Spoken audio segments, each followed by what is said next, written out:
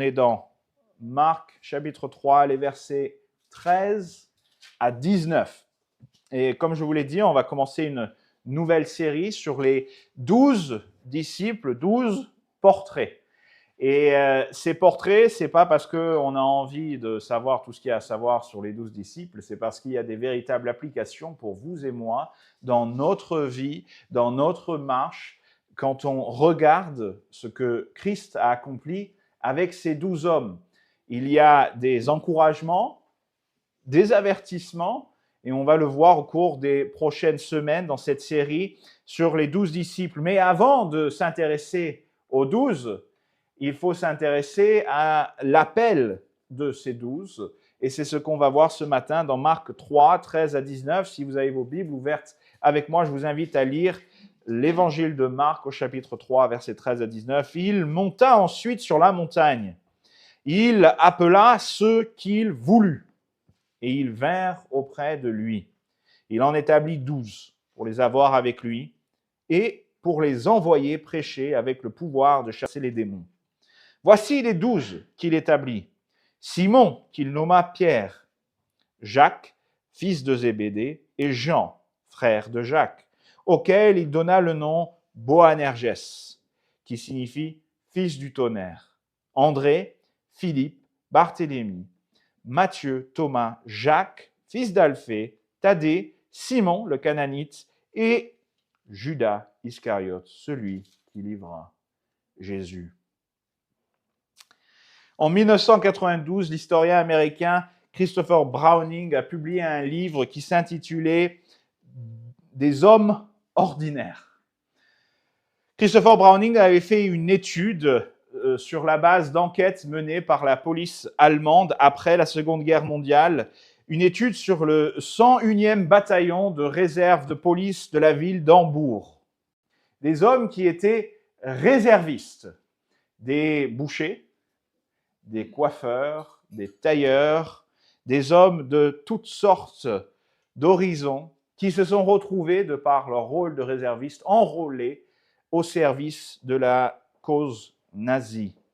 Pas des SS, pas des idéologues, pas des membres du parti, des simples réservistes qui étaient des pères de famille ordinaires dans la vie de tous les jours. Il explique comment ces hommes sont passés de Monsieur Tout-le-Monde aux monstres barbares qui ont exécuté, selon les estimations, près de 38 000 juifs dans leur unité. Il explique comment ces hommes ont reçu les premiers ordres d'arrestation, les premiers ordres d'exécution, et comment la réalité est que sur cette unité entière, seule une petite poignée refusa de commettre ces atrocités. La conclusion de Browning a fait trembler le monde, et c'est un livre que je vous invite à lire si vous êtes capable d'accepter les horreurs que vous y trouverez, parce qu'il montre la réalité que l'homme est profondément inique et qu'un homme ordinaire est capable du pire. Mais durant cette Deuxième Guerre mondiale, il n'y avait pas que des monstres. Il y avait des hommes ordinaires qui ont aussi su s'élever au-dessus des circonstances qui étaient autour d'eux. Et je pense à une histoire intéressante dans un petit village huguenot d'Auvergne, à Chambon-sur-Lignon, un pasteur, André Trocmé, et sa femme Magda, dans une congrégation de paysans, d'hommes ordinaires, qui labouraient la terre, des gens qui étaient simples. Voilà ce que Trocmé dit à sa congrégation: « Nous aiderons quiconque frappe à notre porte. » Durant le régime de Vichy, André Trocmé et son village vont protéger entre 3 à 5 000 juifs pendant ces 4 années, leur permettant soit de quitter la France ou de se cacher durant les diverses rafles. Quand on lui a demandé pourquoi il avait fait ce qu'il a fait, il a dit « Nous n'avons pas demandé qui méritait d'être aidé, nous avons simplement demandé ce que Christ exigeait de nous. » Vous voyez, mes amis, la différence entre le bataillon 101 de la réserve de police d'Hambourg et ses paysans à Chambon-sur-Lignon, c'est le maître qu'ils suivaient. Les uns suivaient Jésus-Christ en disant « Nous avons simplement demandé qu'est-ce que Christ exigeait de nous ». Les autres ont demandé qu'est-ce que la hiérarchie exige de nous. Mes amis, les gens autour de vous sont des hommes et des femmes ordinaires. Dans cette salle, chacun ici est un homme et une femme ordinaires. Mais vous pouvez accomplir des choses extraordinaires lorsque vous suivez le bon maître. Quand vous regardez cette liste de 12 hommes, on voit des hommes ordinaires.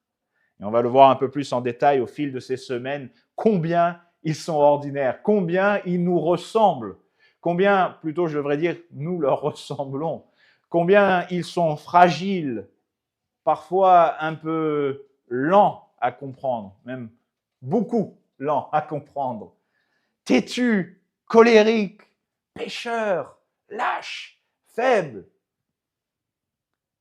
Mais ce sont ces hommes qui ont renversé le monde. Pourquoi ? Non pas parce qu'ils étaient extraordinaires, non pas parce qu'ils avaient des qualités incroyables, mais parce qu'ils suivaient le bon maître. Et ce matin, la question pour vous est la même que celle que ce pasteur Trocmé posait. Qu'est-ce que Dieu peut faire avec moi ? Qu'est-ce que Dieu exige de moi ? Vous pensez peut-être, je ne suis pas la personne la plus qualifiée. Je suis peut-être trop timide pour faire de l'évangélisation. J'ai peut-être un passé trop lourd pour que Dieu m'utilise. Vous pouvez avoir toutes sortes d'excuses ou de raisons pour ne pas servir Christ. Mais Christ dit, c'est précisément tous ceux qui ont les excuses qu'il veut prendre. N'a-t-il pas pris un homme qui bégayait dans le désert pour en faire le leader d'un peuple libre, n'est-ce pas, avec Moïse? Alors, la question, c'est pas suis-je qualifié, c'est quel maître vais-je suivre? Et qu'est-ce que je réponds lorsqu'il m'appelle? Quelle est ma réponse? Pourquoi Jésus a-t-il choisi ces 12 hommes-là? Jésus a choisi ces 12 hommes ordinaires pour nous enseigner 3 leçons sur le but de son choix. La première leçon, c'est que Christ a choisi ces hommes ordinaires pour sa gloire. Pas pour leur gloire, mais pour sa gloire à lui. Et Christ vous a choisi pour sa gloire, pas pour votre gloire. Je veux que ce soit très clair d'entrée ce matin. Ceux qui vous parlent de l'Évangile comme un moyen de devenir votre meilleure personne, de vivre une vie où vous serez élevé au-dessus de tous, vous mentent. Parce que ça n'est pas la raison de votre appel. Vous n'êtes pas appelé pour vous. Vous êtes appelé pour lui, pour sa gloire. Et c'est très important de comprendre ça. Et c'est partout à travers ce texte. Il faut noter quelque chose qui est intéressant. Ce texte ne parle pas de l'appel de Christ envers les inconvertis pour qu'ils se convertissent. Ce texte parle de l'appel de Christ pour ses 12 apôtres. D'accord ? Je veux que ce soit très clair. Et on sait que lorsque Christ appelle ses disciples, on a plusieurs récits, n'est-ce pas? On a le récit lorsqu'il va retrouver Pierre et Jean à leur bateau de pêche et qu'il les appelle à les suivre. On a le récit d'André qui suit Jésus après avoir vu Jean-Baptiste baptiser Jésus. On sait comment ce petit groupe s'est construit petit à petit et on va voir tout ça au fil des semaines. Mais Marc 3 nous parle du moment où Jésus a dit au groupe de disciples qui étaient là, parmi vous, j'en choisis 12 pour un rôle particulier. Luc 6, 13 nous dit, quand le jour parut, il appela ses disciples et il en choisit 12 auxquels il donna le nom d'apôtres. C'est très important de comprendre ici, Jésus appelle non pas des inconvertis à se convertir, mais il appelle ses disciples à un rôle particulier au sein de son œuvre. Je dis ça parce que dans ce texte, malheureusement, certains l'utilisent pour essayer d'expliquer que Dieu en choisit certains pour le salut et d'autres pour l'enfer. Ce n'est pas ce que ce texte dit, et je tenais à le noter. Et pourquoi est-ce que c'est si important que Jésus choisit parmi ses disciples 12 pour son ministère? C'est parce qu'il les choisit pour une tâche particulière, celle d'apôtres. Les apôtres, ce sont des messagers. Ce sont des envoyés, des messagers de Dieu. Ces hommes étaient choisis non pas pour être des porte-paroles de leurs propres idées, non pas pour être des porte-paroles pour leur propre personne, mais pour être les porte-paroles de Christ et de sa parole. Et mes amis, cette vérité rend gloire à Christ, qu'il s'est choisi des hommes pour annoncer sa parole.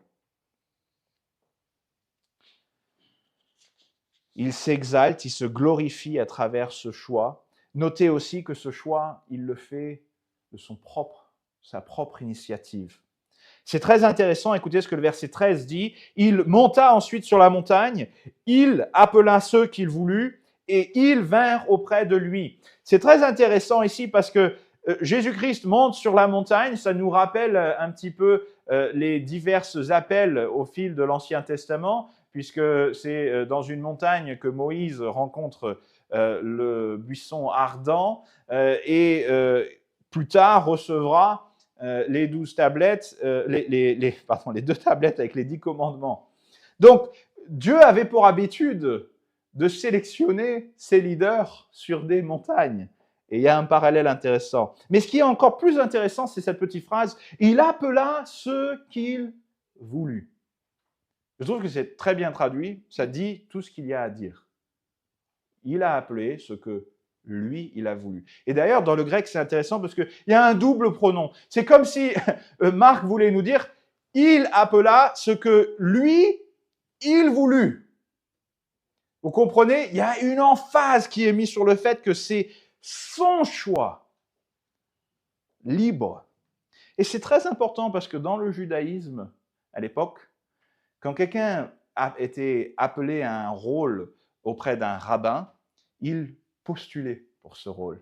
Un peu comme nous ici, hein, on fait nos CV, une lettre de motivation, et on l'offre au patron. Est-ce que je peux faire un apprentissage avec toi? Jésus avait déjà ses disciples. C'est lui qui allait les chercher, on va le voir, tous ses disciples. Ils le suivent tous, et parmi ses disciples, il va choisir de sa propre initiative 12 hommes pour le rôle particulier d'apôtre. Et donc là encore, il est glorifié dans le fait que c'est son choix. Ce n'est pas eux, c'est lui qui choisit. Et enfin, il est glorifié dans le fait qu'ils répondent. Et c'est très important de ne pas oublier la fin de ce verset. Ce verset dit, il monta sur la montagne, il appela ceux qu'il voulut et ils vinrent auprès de lui. Mes amis, Dieu n'est pas un violeur de vos consciences et de votre libre arbitre. Il ne se force pas sur vous. Et il ne s'est pas forcé sur ses 12 disciples. Quand il les a appelés à ce rôle, il leur a offert une opportunité. Et ils vinrent auprès de lui. Il initie, Christ initie, les disciples répondent. Et pourquoi est-ce que ça rend gloire à Dieu? Ça rend gloire à Dieu parce que lorsque notre obéissance se fait de notre plein gré, elle est d'autant plus glorieuse qu'elle renvoie à celui que nous suivons, non pas par obligation, mais par amour. Je vous donne une illustration. Mettons qu'un roi vienne dans une terre étrangère, asservisse le peuple et des esclaves qui passent leur journée à chanter à sa gloire. C'est un petit peu ce qui se passe en Corée du Nord. Vous avez déjà regardé la Corée du Nord, les vidéos de propagande? Tout le monde est content en Corée du Nord. Surtout quand ils voient le dictateur. Tout le monde sourit, ils ont des grands sourires, ils font tous coucou, ils sont tous en train de chanter à sa gloire. Mais nous, quand on voit ça, on ne dit pas « Waouh !» C'est vraiment un bon pays, la Corée du Nord. Hein. Regardez comment ils aiment le dictateur. Il doit être vraiment très gentil, ce monsieur. Non, quand on voit ça, on dit, on sait très bien pourquoi ils sont en train de sourire et de chanter, de faire coucou. Parce que s'ils ne le font pas, eux et toute leur famille vont être tués. Et donc, leur obéissance au dictateur, leur respect au dictateur est fait par obligation. Mais maintenant, quand on a un leader qu'on aime, qu'on veut suivre, et qu'on lui obéit de notre plein et libre arbitre, ça démontre sa qualité à lui. Le monde voit des gens qui sont libres de choisir et qui choisissent de suivre Jésus. C'est pour ça que le libre arbitre est si important dans les Écritures. Ses disciples avaient le choix de ne pas être ses apôtres. Ses disciples avaient le choix, mais ils ont choisi de suivre Jésus-Christ. Mais on notera qu'il y a quand même parmi les 12 un certain Judas. Il y a beaucoup de choses qu'on peut apprendre de cela. Mais ils avaient un choix. Tout comme nous avons un choix. La parole de Dieu est claire au travers des Écritures. Dieu ne force jamais l'homme à le suivre. Dans le jardin, ça commence avec un commandement, n'est-ce pas? De ne pas manger du fruit de l'arbre de la connaissance du bien et du mal. Vous n'êtes jamais posé la question, et si Dieu n'avait pas mis cet arbre dans le jardin? Hein? Vous n'êtes jamais dit, ça nous aurait épargné beaucoup de problèmes, n'est-ce pas? Mes amis, si vous n'avez pas le choix d'aimer quelque chose, vous ne l'aimez pas. L'amour, c'est un choix. Et Dieu veut l'amour. Il ne veut pas des gens qui sont des automates. Vous savez, l'IA en ce moment, c'est devenu la mode.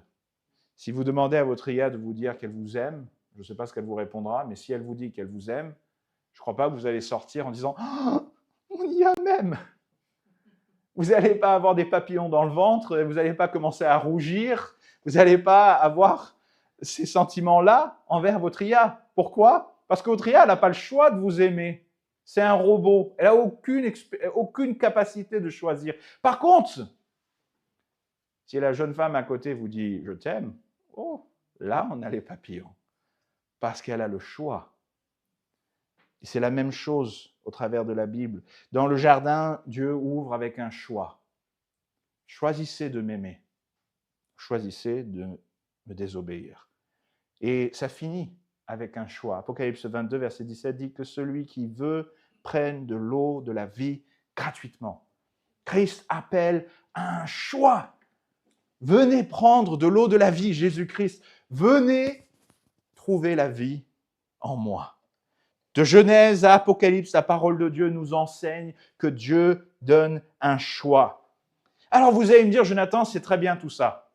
Tu nous parles des apôtres, tu nous dis que Dieu les a choisis pour un certain rôle et que du coup, ça lui rend gloire que lui ait choisi ses apôtres pour son rôle et que eux ils ont répondu. Très bien, mais nous on est spectateurs dans cette histoire. Quel rapport avec nous? Parce que je ne veux pas briser les illusions ici, mais je vais le faire.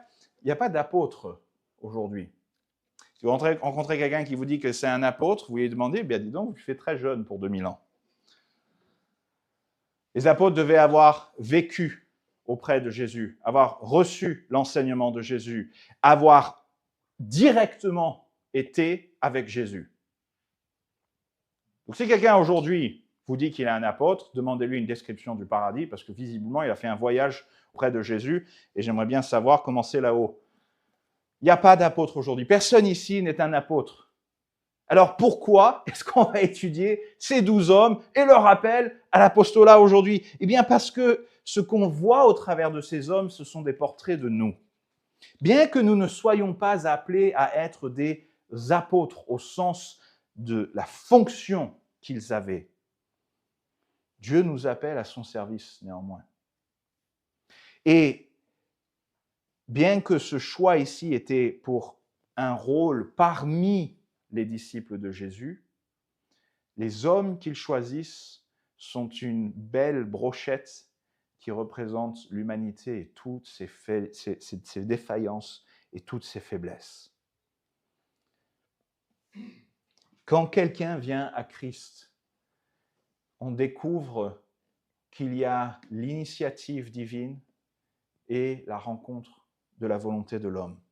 Je ne suis pas là pour faire tout un message ici sur le libre arbitre et la souveraineté de Dieu dans l'appel au salut. On en a fait toute une série en automne durant nos études du jeudi soir. Je vous y réfère si vous y étiez. Si vous n'y étiez pas, venez me parler après. On aura des discussions pendant très longtemps, je pense. Ce qu'on découvre néanmoins, c'est que la même méthode que Christ fait sur la montagne s'applique pour nous. Christ vient vers nous. Si chacun d'entre vous ici, vous regardez votre salut, ce n'est pas vous qui êtes allé à Christ, c'est Christ qui est venu à vous. À travers les gens qu'il a placés autour de vous, à travers les circonstances qui ont mené à ce qu'à ce moment-là, vous vous tourniez vers lui, à travers la parole qui a été annoncée dans votre vie, à travers les questions que vous vous posiez, quand vous regardez votre salut, et peu importe votre histoire, tous, c'est Christ qui est venu à vous. Et vous avez répondu.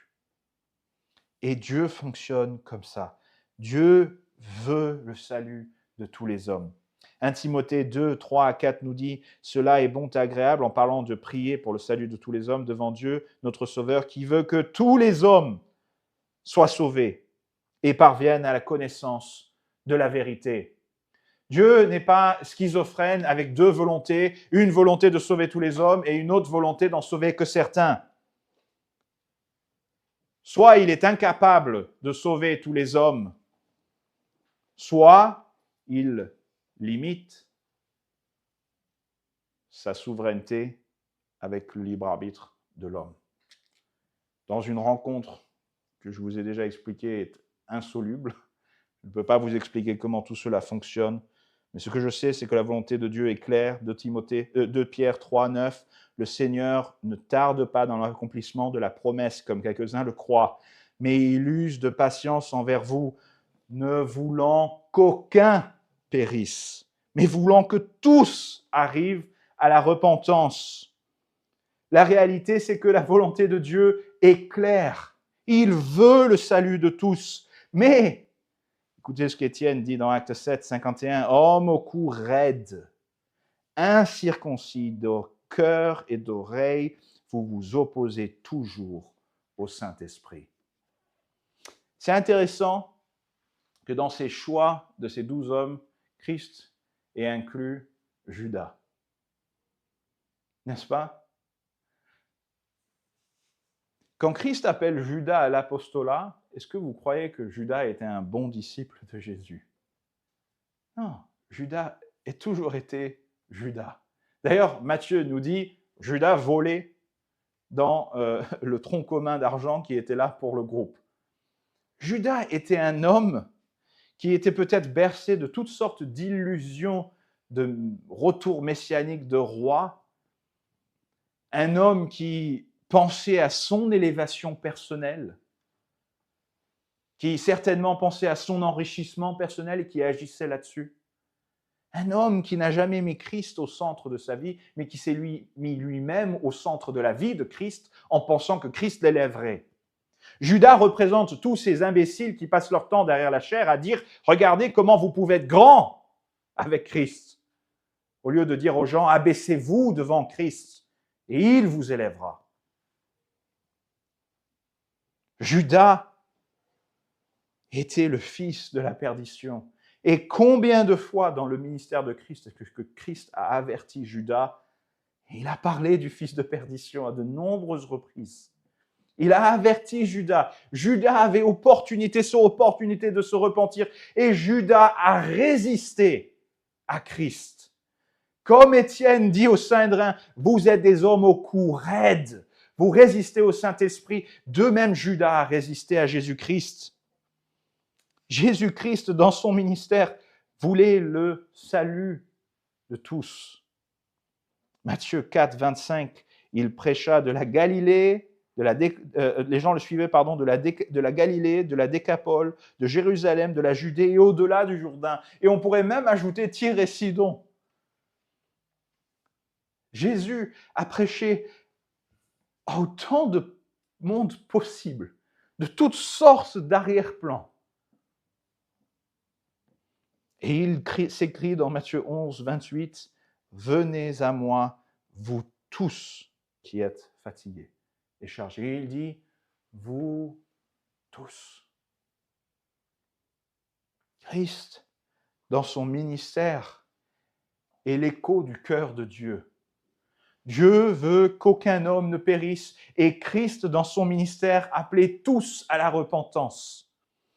Je pense que l'un des versets les plus émouvants qui illustre cela, c'est Matthieu 23, 37. « Jérusalem, Jérusalem, qui tue les prophètes et qui lapide ceux qui lui sont envoyés. Combien de fois ai-je voulu rassembler tes enfants, comme une poule rassemble ses poussins sous ses ailes, et vous ne l'avez pas voulu. Combien de fois j'ai voulu, mais vous ne l'avez pas voulu. » Et Jésus, en parlant de son propre ministère, parle du semeur. On connaît tous cette parabole du semeur et on pense qu'elle parle de nous. Parce que nous, on pense qu'on est le centre de tout quand on lit la Bible. Mais Jésus, dans Matthieu 13, parle de son propre ministère, de sa propre prédication. Et il dit, Matthieu 13, 4, « Un semeur sortit pour semer. Comme il semait, une partie de la semence tomba le long du chemin. Les oiseaux vinrent et la mangèrent. » Et il explique à ses disciples dans le verset 19, « Lorsqu'un homme écoute la parole du royaume et ne la comprend pas, le malin vient et enlève ce qui a été semé dans son cœur. » Il ne parle pas de la prédication de ses disciples, il parle de sa propre prédication. Et Jésus appelait les gens à quoi? À la repentance, à le suivre, à croire en lui, à mettre leur foi en lui. Et les gens ne comprenaient pas. Il y avait ceux qui avaient l'air de comprendre, n'est-ce pas?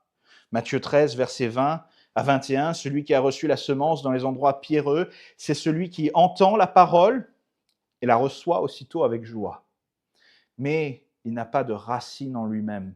Il manque de persistance. Et dès que survient une tribulation ou une persécution à cause de la parole, il trouve une occasion de chute. » Verset 22, « Celui qui a reçu la semence parmi les épines, c'est celui qui entend la parole, mais en qui les soucis du siècle et la séduction des richesses étouffent cette parole et la rendent infructueuse. » Jésus-Christ parle de son propre ministère. Il parle de sa propre prédication et il y a ceux qui sont des hypocrites quand ils entendent la parole de Dieu.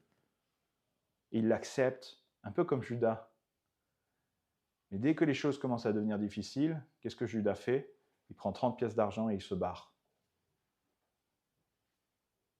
C'est Judas, ces deux-là. Puis il y a ceux qui l'acceptent pleinement, qui sont sincères, qui l'acceptent vraiment. Matthieu 13, 23. « Celui qui a reçu la semence dans la bonne terre, c'est celui qui entend la parole et la comprend. Il porte du fruit et un grain et en donne 100, un autre 60, un autre 30. » Et là, ça nous renvoie à la série qu'on vient de finir, des fruits de l'esprit. Quelqu'un qui est dans le Seigneur, vraiment, porte des fruits. La parabole du semeur est un très bon enseignement pour nous. Christ appelle et les hommes résistent. Ceux qui répondent sont ses brebis. Alors, vous allez me dire, Jonathan, très bien, on a entendu ce que tu avais à dire sur cette question plus que millénaire. Maintenant, qu'est-ce que ça veut dire pour nous? On a compris, Jonathan, les 12 apôtres ne sont pas appelés au salut, ils sont appelés à une fonction parmi les autres disciples, mais on a compris le parallèle que tu fais, j'espère, avec nous et notre appel et ce que Dieu demande de nous. On a compris qu'on n'est pas le centre de l'histoire, c'est ce que j'espère. On a compris que c'est lui le centre de l'histoire, qu'on est appelé pour sa gloire, pour son service, et que notre obéissance et notre réponse libre lui rend gloire. Très bien, vous avez compris tout ça et vous vous dites, et qu'est-ce que ça change vraiment pour moi aujourd'hui puisque je suis chrétien déjà ? Je vois parmi vous ici tous ces visages. Je pense que la plupart avec qui j'ai conversé, en tout cas, ont un témoignage clair du salut. Donc, vous vous dites, très bien, Jonathan, tu nous parles de choses qui sont dans notre passé.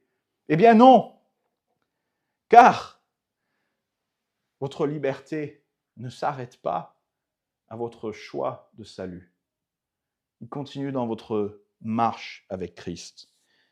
Puisque laissez-moi vous rappeler ce que Paul dit dans Éphésiens 4, 30, « N'attristez pas le Saint-Esprit de Dieu par lequel vous avez été scellés pour le jour de la rédemption. » L'Esprit de Dieu vous scelle. Vous ne pouvez pas le perdre. Vous ne pouvez pas perdre votre salut. Ça, c'est fait. C'est signé, le document est signé, hop, c'est fini. Par contre, vous pouvez continuer de l'attrister dans votre vie. Vous pouvez dire, je ne suis pas comme ces gens à qui Étienne dit qu'ils ont le cou raide et les cœurs incirconcis, qui résistent toujours au Saint-Esprit. C'est pas moi! Super! Mais est-ce que c'est vrai? Est-ce que dans votre vie de tous les jours, on peut dire que vous n'avez pas le cou raide avec Dieu? J'espère que c'est vrai pour chacun d'entre nous, que non seulement notre salut est un témoignage de notre choix de suivre Dieu qui lui rend gloire, mais que chaque jour dans notre vie, les choix que nous faisons, ce sont des choix qui rendent témoignage de la gloire de Dieu, de ce qu'il a accompli dans notre vie.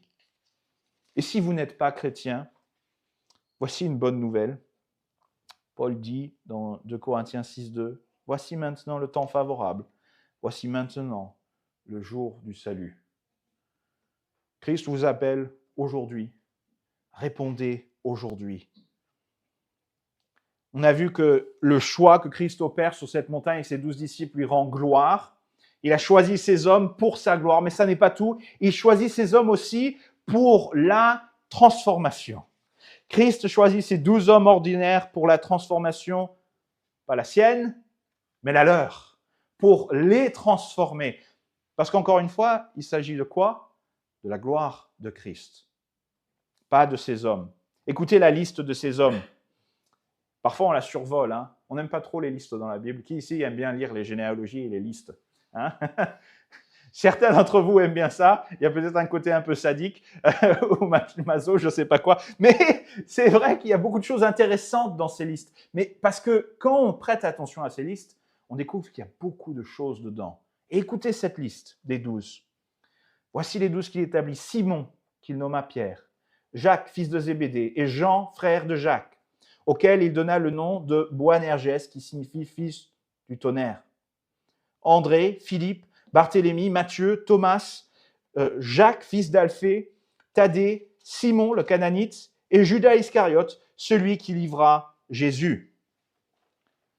Alors, quand on creuse un petit peu dans ces 12 portraits, ce qu'on va faire tout au long de ces semaines, on se rend compte que la liste qui vient de nommer ici, c'est pas une brochette de vainqueurs. Parmi ces 12, un seul ne vient pas de Galilée, Judas. Pourquoi est-ce que c'est intéressant ? Écoutez comment le peuple et les autorités religieuses percevaient les Galiléens. Jean 7, verset 52, c'est le Saint-Hédrin qui s'adresse à Nicodème. Ils lui répondirent, « Es-tu aussi Galiléen ? Examine et tu verras que de la Galilée, il ne sort point de prophète. » Il y avait un mépris pour la Galilée. Il y avait même un mépris pour Nazareth, l'endroit même d'où Jésus venait. La Galilée, c'était, pardon Jules, mais les ch'tis d'Israël. C'était un petit peu gens rustes, pas très éduqués, un petit peu des campagnards, des pêcheurs. Notez que dans cette liste de 12, un tiers sont des pêcheurs, des hommes qui sentent le poisson. Moi, quand je vais dans les magasins, vous savez que j'ai une aversion pour le poisson, et les poissonneries fraîches, je les évite toujours. Vous pouvez demander à ma femme, quand on va à Carrefour, je fais un détour dans les rayons pour ne pas passer à côté de la poissonnerie, parce que c'est une odeur qui me prend à la gorge. Imaginez, j'aurais eu un sale temps avec les 12, n'est-ce pas? Il y en a 4 parmi eux qui sont des pécheurs. Il n'y a pas de pharisiens dans cette liste. Il n'y a pas d'hommes éduqués, il n'y a pas de grandes autorités, il n'y a pas d'anciens d'Israël, des rabbins, il n'y a pas des gens qui sont puissants, des soldats, des généraux. Non. 12 hommes absolument ordinaires. Et si on creuse un peu plus, on voit que c'est précisément parce que c'était des hommes ordinaires que Christ les a choisis. Quand on lit Actes 4 verset 13, quand le Saint-Hédrin examine Pierre et Jean et qu'ils les voient tenir tête au Saint-Hédrin, et voilà ce qu'ils disent. Lorsqu'ils virent l'assurance de Pierre et Jean, ils furent étonnés, sachant que c'étaient des hommes du peuple sans instruction. Et ils les reconnurent pour avoir été avec Jésus. Il les a choisis pour la transformation. Ces hommes du Saint-Hédrin, quand ils ont vu Pierre et Jean, ils ont dit « Ces pécheurs, ils n'ont pas fait les grandes écoles. Mais ils sont vachement intelligents. Ils sont en train de se défendre. Très belle manière. Et on reconnaît dans leur défense un homme qui, lui, par contre, savait de quoi il parlait, Jésus-Christ. Vous savez, mes amis, le monde doit voir ça en vous. Il ne doit pas voir votre intelligence ou votre éducation.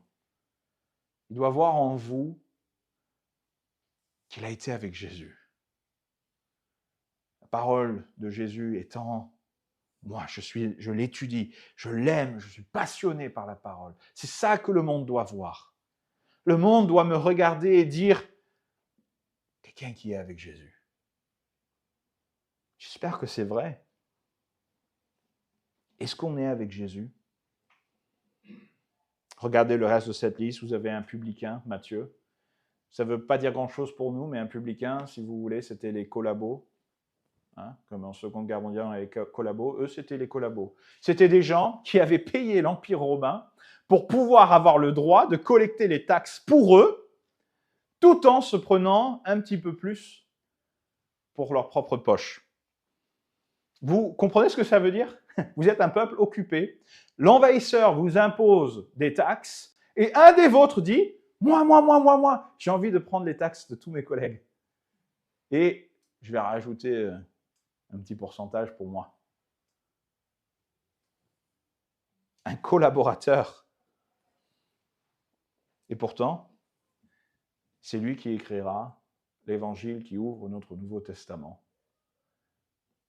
L'évangile selon Matthieu.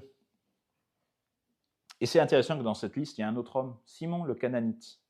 On les verra ensemble, ces deux-là, mais Cananite, ça ne veut pas dire qu'il vient de Canaan. Ça n'a rien à voir, ça vient de l'araméen, Canana, qui signifie zélote. Et si vous lisez dans Luc chapitre 6, verset 15, voilà comment Luc l'appelle, lui. Il donne une liste dans Luc 15. Matthieu, Thomas, Jacques, fils d'Alphée, Simon, appelé le zélote. Simon nous le traduit pour nous. Un zélote, c'était quoi? Un zélote, c'était la résistance. Vous aviez les collabos et la résistance. Matthieu, le collaborateur.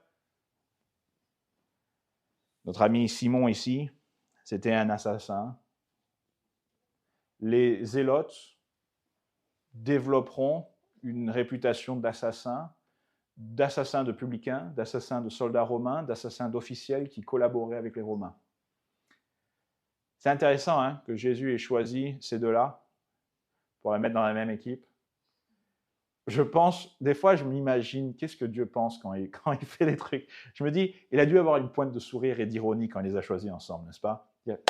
Les gars, j'ai une surprise pour vous. Simon, je te présente Matthieu. Et je dois imaginer la tête de Simon quand il a rencontré Matthieu, de se dire, lui, attends, tu veux que je le tue? Non. Dieu a choisi ces hommes parce qu'ils étaient des hommes de tous horizons. Le seul qui n'est pas cananéen, qui n'est pas galiléen, c'est Judas. Le seul qui, lui, pour le coup, devait être d'origine plus noble, c'est celui qui trahira Jésus-Christ. Ça nous renvoie encore à cette même leçon. L'orgueil. Christ nous abaisse devant lui. Et on doit s'abaisser devant lui. Qui est-ce que vous auriez choisi, vous, si vous deviez commencer un mouvement qui durerait 2000 ans? Qui est-ce que vous auriez choisi si vous deviez commencer un mouvement qui durerait non seulement 2000 ans, mais qui survivrait à toutes sortes de persécutions, qui se propageraient sur les 5 continents du monde et dont on parlerait encore et encore et encore jusqu'à la fin des temps? Vous n'auriez pas choisi ces hommes-là. Je pense que si Jésus avait décidé de trouver un cabinet de chasseurs de têtes ou de consulting pour créer son board de directeur pour son entreprise, ils n'auraient pas choisi ces hommes-là.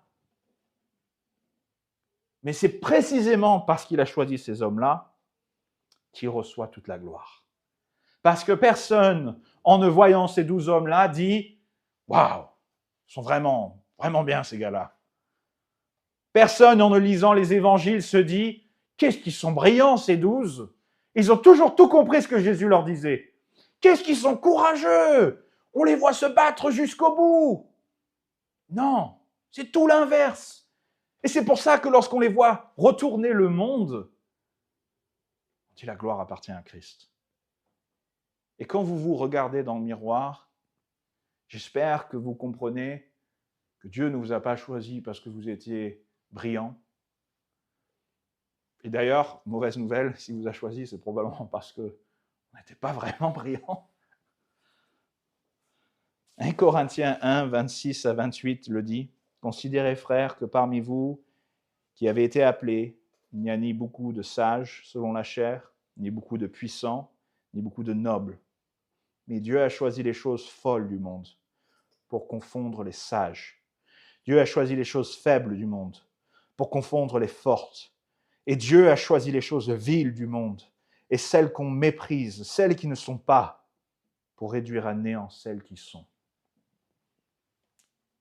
Pourquoi est-ce que les hommes sages ne répondent pas à l'appel de Christ? Parce qu'ils ne pensent pas qu'ils ont besoin de Christ. Pourquoi est-ce que les hommes forts ne répondent pas à l'appel de Christ? Parce qu'ils pensent qu'ils sont assez forts et qu'ils n'ont pas besoin de Christ. Ce sont ceux qui se savent dans le besoin qui répondent à l'appel. Et c'est parce que ce sont ceux qui sont dans le besoin et qui répondent à l'appel que Christ reçoit toute la gloire. Pensez à Jean et Jacques. J'aime bien dans cette liste, Marc donne les surnoms que Jésus leur donnera. Il nous parle de Pierre, qui surnommera Simon, et puis Jacques et Jean. Il y a cette expression, Boanerges. On ne sait pas ce que ça veut dire quand on n'a pas creusé, parce que ça n'existe pas en français, ce mot, mais ça signifie fils du tonnerre. À votre avis, c'était des gars sympas, les deux? Si je vous donnais le surnom fils du tonnerre, c'est probablement pas parce que vous étiez doux comme un agneau. Non, bien au contraire. Et pourtant, c'est Jean qui écrira dans 1 Jean 4, 7, « Bien-aimés, aimons-nous les uns les autres, car l'amour est de Dieu. » Si vous lisez les écrits de Jean, il représente la transformation que Christ a accomplie dans sa vie. Quand Jean parle de lui-même dans son évangile, il se décrit comme celui que Christ a aimé, pas celui qui aimait Christ. Vous avez des gens qui ont renversé le monde. Écoutez ce que les Grecs diront à Thessalonique quand Paul et Silas arrivent.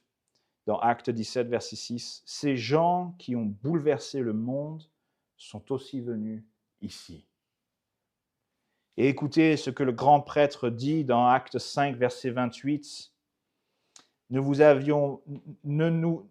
avons-nous pas défendu expressément d'enseigner en ce nom-là? Et voici, vous avez rempli Jérusalem de votre enseignement. » Je peux l'imaginer en train de se serrer les dents de rage, de devoir dire « Vous avez rempli Jérusalem de cet enseignement. » Dieu a choisi 12 hommes. Il a tout changé avec 12 hommes ordinaires qu'il a transformés. Et ces 12 hommes ont un avenir resplendissant. Écoutez ce qui est dit dans Matthieu 19, verset 28. « Vous qui m'avez suivi lors du renouvellement de toutes choses, quand le Fils de l'homme sera assis sur le trône de sa gloire, vous serez de même assis sur 12 trônes, et vous jugerez les 12 tribus d'Israël. » Et Apocalypse 21, verset 14, « La muraille de la ville avait 12 fondements, et sur eux les 12 noms des 12 apôtres de l'agneau. » Cette belle brochette d'incapables que personne d'entre nous n'aurait choisi, Dieu les élève jusqu'à en faire des noms qui sont sur les fondations de la Nouvelle Jérusalem. Ils ont transformé le monde et ils ont pour héritage l'éternité. Tout ça parce que Christ les a transformés de leur faiblesse en sa puissance. Et enfin, il y a un dernier point. Christ a choisi ces hommes pour sa gloire. Il les a choisis pour les transformer et il les a choisis pour son royaume, pour l'avancement de son œuvre, pour son royaume. Il dit dans verset 14, il en établit 12 pour... Et il dit pourquoi. Il y a un but à ce choix. Il en choisit 12, pourquoi ? Pour les avoir avec lui et pour les envoyer prêcher avec le pouvoir de chasser les démons. La première raison du choix de ces 12, c'est pour les avoir avec lui.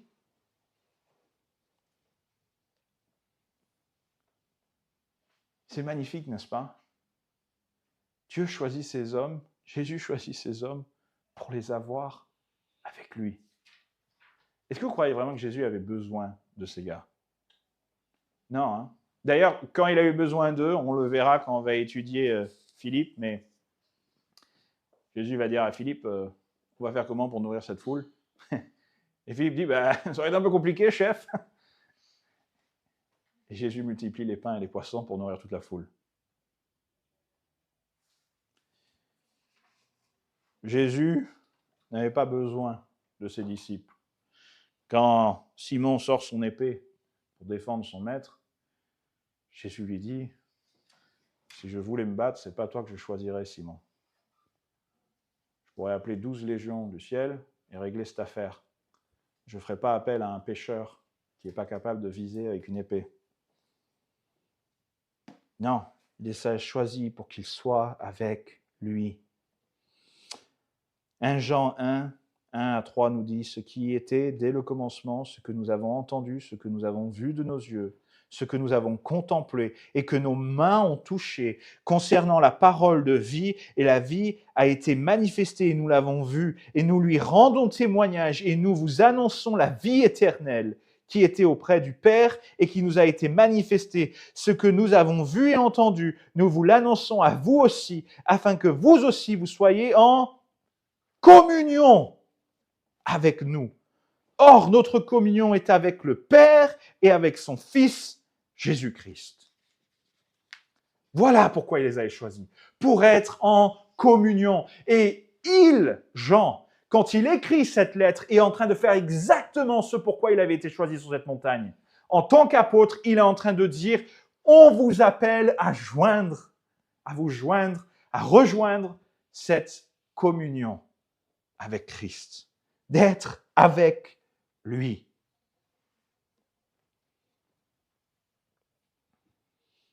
Mes amis, Christ nous a appelés à être avec lui. Hudson Taylor, l'un des grands missionnaires de la Chine, qui fait qu'aujourd'hui la Chine est l'un des premiers bastions des chrétiens évangéliques baptistes dans le monde, raconte une histoire d'un moment décisif de sa vie spirituelle. Il était au bord de l'épuisement, il avait énormément de travail, et il priait pour que Dieu l'assiste, parce qu'il se sentait de plus en plus vide et fatigué dans son ministère. Un jour, un autre missionnaire lui écrit une lettre. Dans cette lettre, voici ce qui a été écrit. Le missionnaire dit à Hudson Taylor, « Je vois que tu essayes de produire du fruit en travaillant pour Christ. Mais le sarment ne produit pas du fruit en travaillant. Il produit du fruit en demeurant attaché au cep. Cesse de travailler pour Christ, commence à demeurer en lui. Moi, si on m'écrivait cette lettre, je serais en train de dire, mais qu'est-ce qu'il raconte? Cesse de travailler pour Christ. Et Hudson Taylor répond, cela a été pour moi une révélation. Pendant des années, j'avais essayé d'être un canal pour Christ. Maintenant, je commençais à comprendre qu'il fallait d'abord être avec lui. La communion d'abord, le service ensuite. Vous voulez montrer Christ au monde? Ce serait bien d'être avec lui d'abord. Parce que vous savez, si Pierre et Jean n'avaient pas été avec Christ quand ils étaient face au Saint-Hédrin dans Acte 4, ils auraient bien essayé de se défendre, n'est-ce pas? Mais le Saint-Hédrin n'aurait jamais dit « Voilà des hommes sans instruction ». On voit qu'ils ont été avec Christ. S'ils y étaient allés sans avoir été avec Christ, on aurait dit « Voilà des hommes sans instruction » et ça se voit. Mais parce qu'ils étaient avec Christ, il était capable de les transformer pour son royaume. Christ a envoyé ses apôtres et il nous envoie nous aussi dans Matthieu 28, 19 à 20. Allez, faites de toutes les nations des disciples, les baptisant au nom du Père, du Fils, du Saint-Esprit et du Saint-Esprit. Enseignez-leur à observer tout ce que je vous ai prescrit. Et voici, je suis avec vous tous les jours jusqu'à la fin du monde. C'est intéressant que lorsqu'il les envoie faire leur ministère, il dit quoi? Je suis avec vous. Ça ne s'arrête pas. Il les a appelés pour être avec lui. Et lorsqu'il les envoie, il leur dit qu'il est avec eux. Il n'y a rien qui est fait sur cette terre pour le royaume de Dieu en l'absence de Christ. Vous avez beau être le plus intelligent, le plus beau, le plus talentueux, sans Christ, vous ne ferez rien.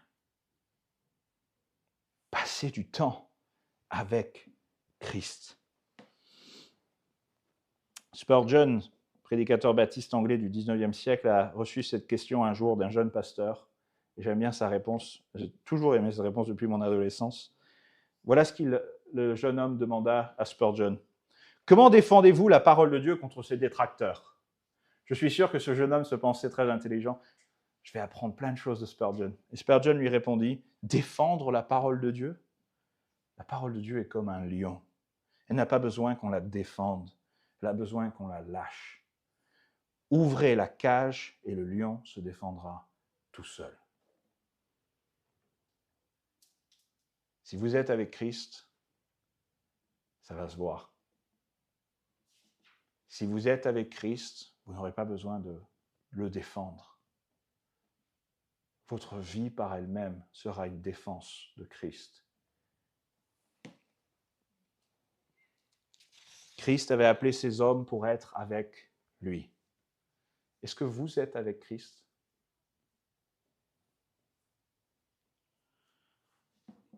Et ça n'est qu'après avoir été avec lui qu'il les envoie prêcher. Marc 3, 15 dit, il les a envoyés pour prêcher avec le pouvoir de chasser les démons.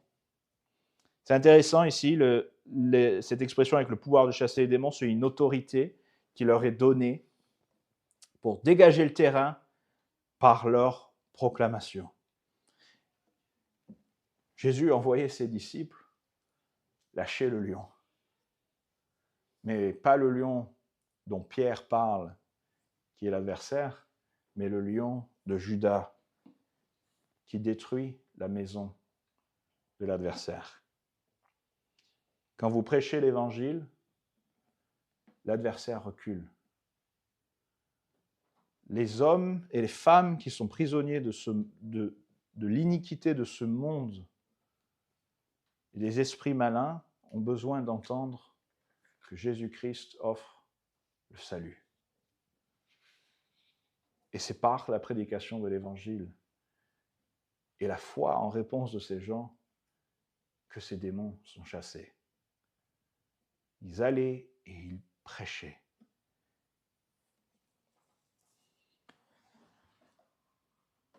Ces hommes ont transformé le monde. Pas juste Jérusalem. Écoutez ce qu'il dit dans Marc 1, versets 14 à 15. Après que Jean eut été livré, Jésus alla dans la Galilée prêchant l'Évangile. Il disait, le temps est accompli et le royaume de Dieu est proche. Repentez-vous et croyez à la bonne nouvelle. Ils annonçaient le royaume de Dieu au monde entier. Quel message est-ce qu'ils annonçaient? Ce que Jésus a dit là, allez dire à tout le monde que s'ils me suivent, ils seront jamais malades et toujours riches. Allez de par le monde leur dire que s'ils me suivent, ils seront respectés et aimés. Allez de par le monde leur dire combien c'est bien d'être dans les bras de Jésus qui nous fait des câlins. Non, il leur a dit, allez de par le monde et annoncez-leur que le temps est accompli, le royaume de Dieu est proche, repentez-vous. On n'est pas des vendeurs de tapis quand on prêche l'évangile aux gens. On n'est pas là pour leur dire combien c'est gentil, c'est sympa d'être quelqu'un qui suit Jésus. Repentez-vous. L'heure est proche, l'heure arrive. Est-ce que vous êtes prêts? Voilà ce que Jésus dit à prêcher. Il ne dit pas de prêcher ce qu'on entend aujourd'hui à tour de bras. Il n'en est pas là pour vendre un roman à l'eau de rose. On est là pour avertir les hommes du royaume de Dieu qui est proche et de la colère de Dieu qui va se manifester contre tous les pécheurs. Alors, repentez-vous. Et la bonne nouvelle, c'est pas repentez-vous et faites toutes ces choses en espérant que vous pourrez apaiser le roi. Non, repentez-vous et croyez en la bonne nouvelle. Croire dans l'évangile. C'est tout. Voilà ce que Jésus avait appelé ses apôtres à prêcher. L'heure est proche. Le roi va venir. Repentez-vous et croyez dans ce magnifique message qui est la bonne nouvelle que Jésus-Christ est mort pour eux. Pierre, le jour de la Pentecôte, proclamera dans Actes 2, versets 22 à 24, « Hommes israélites, écoutez ces paroles. Jésus de Nazareth, cet homme à qui Dieu a rendu témoignage devant vous par les miracles, les prodiges et les signes qu'il a opérés par lui au milieu de vous, comme vous le savez vous-même, cet homme livré selon le dessein arrêté et selon la prescience de Dieu, vous l'avez crucifié, vous l'avez fait mourir par la main des impies. Dieu l'a ressuscité en le délivrant des liens de la mort parce qu'il n'était pas possible qu'il soit retenu par elle. » Pierre n'a pas dit « Hommes israélites, vous vous êtes trompés, c'est pas grave, ça arrive des fois. » Non, il a dit « Vous l'avez tué. » Mais c'est précisément parce qu'il est mort que vous pouvez être pardonné. Parce qu'il est vainqueur de la mort. Christ crucifié et ressuscité. Vous vous souvenez qu'on a fait cette série, ces 10 messages qui ont changé le cours de l'histoire. On avait fait les messages du livre des Actes. On avait vu le cœur du message du christianisme au début, c'est toujours le même. Christ mort et ressuscité. 1 Corinthiens 15, 3 à 4, Paul résume l'évangile ainsi, je vous ai enseigné avant tout ce que, comme je l'avais aussi reçu, que Christ est mort pour nos péchés selon les Écritures, qu'il a été enseveli et qu'il est ressuscité le 3e jour selon les Écritures. Voilà ce qu'ils étaient appelés à enseigner. Christ est mort pour nos péchés selon les Écritures. Il est mort pour nos péchés, ça veut donc dire que vous êtes pécheurs. C'est pas Jésus est mort sur la croix pour nous. Non, il est mort sur la croix pour vous parce que vous êtes un pécheur et c'est votre péché qu'il a cloué sur cette croix.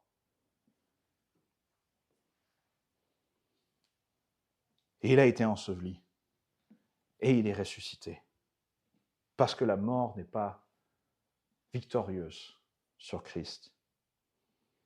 Paul le dira encore plus clairement à Éphèse dans Actes 19, verset 8. Paul entra dans la synagogue où il parla librement pendant 3 mois. Il discourut sur les choses qui concernent le royaume de Dieu, s'efforçant de persuader ceux qui l'écoutaient.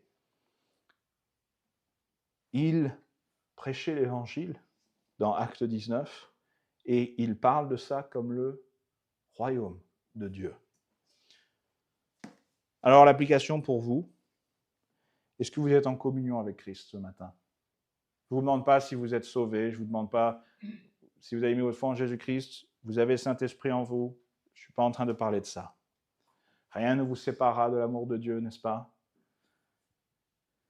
Mais est-ce que vous êtes avec lui?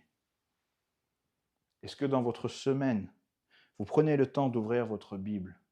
Vous prenez le temps de prier? Vous prenez le temps de méditer la parole? De méditer les vérités des Écritures? De méditer ce qu'il a fait pour vous dans votre vie? De l'adorer, de le louer? Est-ce que vous êtes avec Christ? Et si vous l'êtes, ça se verra. Vous êtes, vous aussi, appelés à prêcher comme les 12. 2 Corinthiens 5, 20, nous faisons donc les fonctions d'ambassadeurs pour Christ, comme si Dieu, exhorté par nous, nous vous en supplions au nom de Christ, soyez réconciliés avec Dieu. Est-ce que vous suppliez le monde de se réconcilier avec Dieu? C'est intéressant, hein, c'est pas la première fois que je parle de ce texte d'ambassadeur, mais encore une fois, un ambassadeur, il représente quelqu'un d'autre. Si vous n'êtes pas avec lui, vous ne saurez pas comment le représenter. Nous sommes des rebelles repentis que le roi a rachetés. Il nous envoie dans le camp des rebelles pour annoncer qu'eux aussi peuvent être rachetés. Le traité de paix et la reddition est devant tous. Il a été payé par le sang de Christ et vous et moi, nous sommes les messagers de ce traité de paix. Nous appelons ceux qui sont en rébellion contre Christ à la reddition, à rendre les armes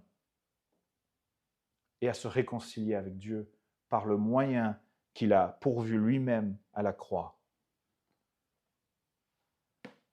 Où est-ce que vous êtes en train de vivre dans ce camp de rebelles comme les autres rebelles, sans jamais rien dire, sans jamais être différent? Romains 8, 17 nous place dans le royaume de Dieu. Il nous dit, si nous sommes enfants, nous sommes aussi héritiers. Héritiers de Dieu et co-héritiers de Christ. C'est magnifique comme promesse, n'est-ce pas? Nous sommes des co-héritiers de Christ. C'est splendide. Et c'est ce à quoi nous appelons le monde. Souvenez-vous des deux histoires avec lesquelles on a commencé. Ce 101e bataillon de réserve d'Hambourg et ces gens à Chambon-sur-Lignon. Ils avaient tous un choix à faire. Ce n'était pas la qualité initiale de ces individus qui a fait qu'ils sont devenus ce qu'ils sont devenus. C'est ceux qu'ils ont choisi de suivre, la personne avec qui ils ont choisi d'être, ceux qu'ils ont laissés les façonner, les transformer. Alors je vous pose la question, et vous? Christ vous a choisi pour sa gloire, pas pour la vôtre. Christ vous a choisi pour vous transformer, pas parce que vous étiez bon. Et Christ vous a choisi pour l'œuvre de son royaume, pour être avec lui et pour faire avancer son œuvre. Je vous pose ces questions, ma traditionnelle salve de questions finales. Si Dieu n'avait pas pris l'initiative dans votre vie, où seriez-vous ce matin? Vous êtes déjà arrêté pour vous demander ce que vous seriez en train de faire si vous n'étiez pas au Seigneur? Moi, je me suis souvent demandé où je serais. Je ne pense pas que je serais où je suis. Votre obéissance à Christ vient-elle d'un cœur libre ou d'une attitude religieuse qui ne vous engage plus? Une habitude, religieuse qui ne vous engage plus. Qu'est-ce que je veux dire par là? Vous savez, vous pouvez être un très joli chrétien d'extérieur, faire les bonnes choses, ne pas dire ce qu'il ne faut pas dire, ne pas faire ce qu'il ne faut pas faire, dire ce qu'il faut dire. Mais c'est de la façade. C'est du formalisme religieux. C'est la pression, la peur du regard des autres. Christ nous demande un choix dans notre cœur. Et si votre obéissance provient d'un choix libre dans votre cœur, ça doit se voir. Troisièmement, êtes-vous le même chrétien qu'il y a 5 ans? Ou Christ a-t-il fait quelque chose en vous? Vous savez, Christ est supposé vous transformer. Le Saint-Esprit est supposé nous sanctifier, nous faire grandir. Est-ce que vous êtes le même? Est-ce que vous changez? Vous êtes supposé changer. Posez-vous des questions si vous n'êtes pas en train de changer. Qu'est-ce que vous faites? Est-ce que vous êtes en train de résister? C'est ma deuxième question. Résistez-vous à l'œuvre de Dieu en vous? Combien de temps cette semaine passerez-vous avec lui? Et combien de temps à travailler pour lui? C'est quand la dernière fois que vous avez parlé de Christ à quelqu'un qui ne le connaît pas? Quel maître suivez-vous réellement? Christ vous appelle ce matin. Viendrez-vous à lui par la foi en sa mort et sa résurrection pour vos péchés, ou repartirez-vous comme vous êtes venus? Prions. Seigneur Jésus, nous te rendons grâce parce que à toi appartient toute la gloire et l'honneur au siècle des siècles. Seigneur, nous voulons te rendre toute la gloire et l'honneur. Et nous voulons, Seigneur, ce matin, choisir de te suivre, de t'obéir, de marcher dans tes voies. Aide-nous, transforme-nous, change-nous. Seigneur, tous ici, chacun d'entre nous, on a besoin d'être changés, toujours plus en ton image. Nous te demandons de nous aider dans cette tâche. Merci Seigneur d'être avec nous.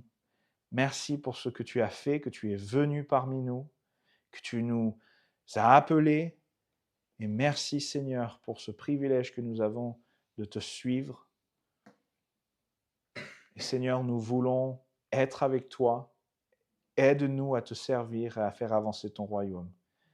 Nous te rendons grâce et nous te bénissons pour tout ton amour. Et nous prions ce matin pour le salut des âmes perdues et pour l'avancement de ton royaume au nom de Jésus-Christ. Amen. Amen.